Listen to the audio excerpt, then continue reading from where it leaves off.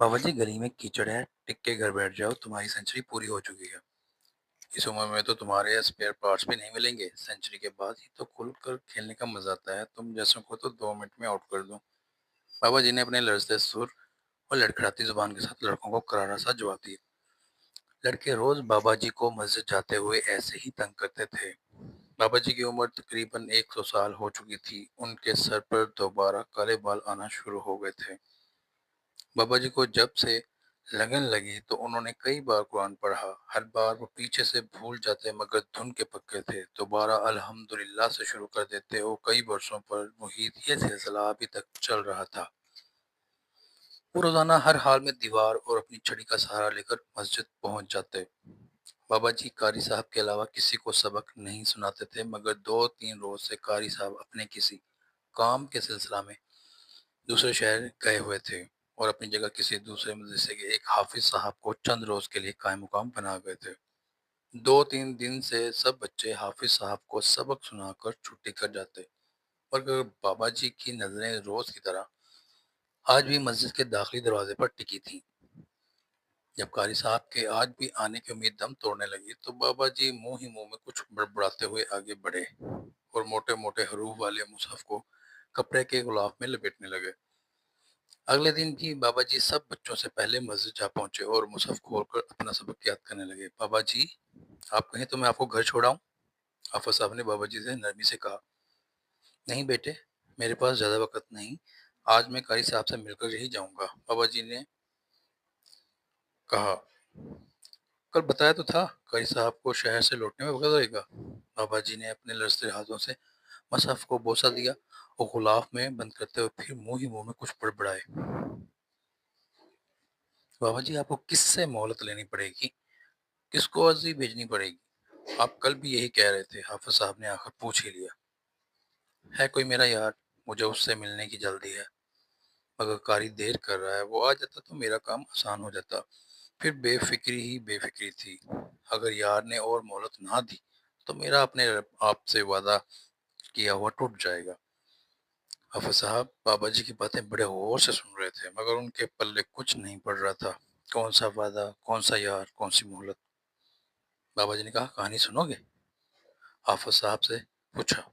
हाफिज साहब ने बाबा जी के आगे रखे रेल उठाकर अलमारी में रखे और उल्टी पलटी पालती मारकर बाबा जी के पास आकर बैठ गए। हाँ तो बुजुर्गो, शुरू करो, हाफिज साहब ने कहा। बाबा जी ने फिर बगैर किसी तरद्दुद के कहानी सुनाना शुरू कर दी।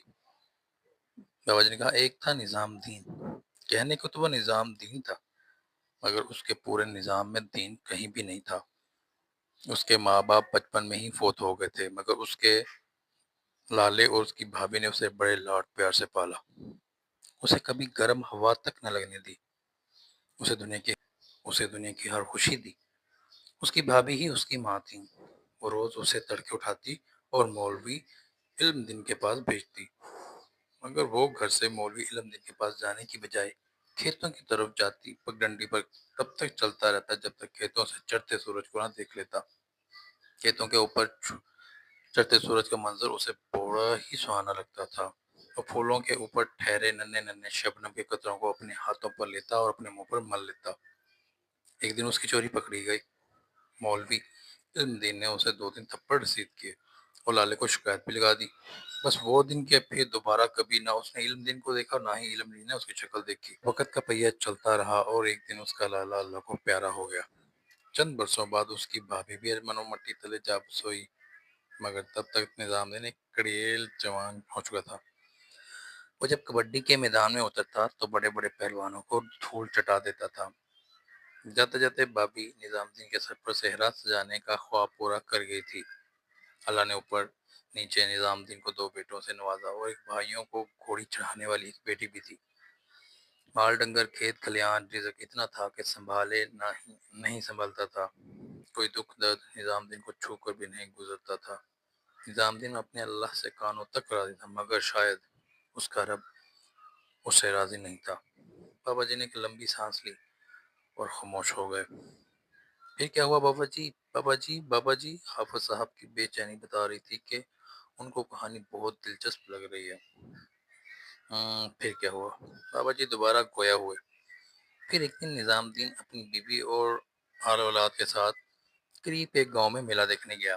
دن بھر کھیل کود موج مستیوں کے بعد جب سب تھکے ماندے گھر لوٹے تو نظام الدین کی بیوی بھاگ بھری نے سب کو پیتل کا ایک ایک بڑا گلاس دودھ کا دیا پینے کے لیے، جو کہ کاما باڑے سے دھو کر شام ہی کو رکھ گیا تھا۔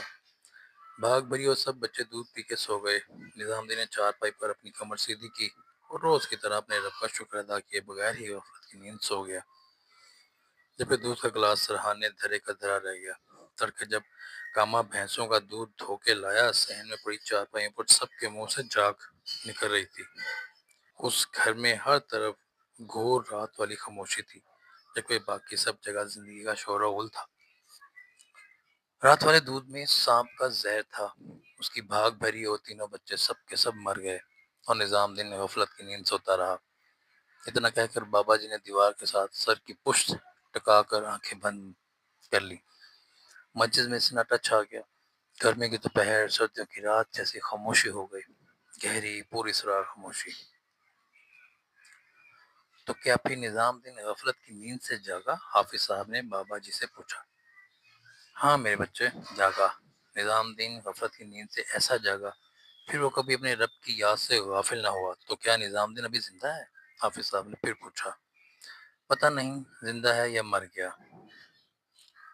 شاید زندہ ہے، شاید مر گیا، شاید میرے ساتھ ہی ہوتا ہے۔ بابا جی کی خود کلامی پر حافظ صاحب نے ایک لمبی سانس خارج کی اور بابا جی اپنے گھنٹوں پر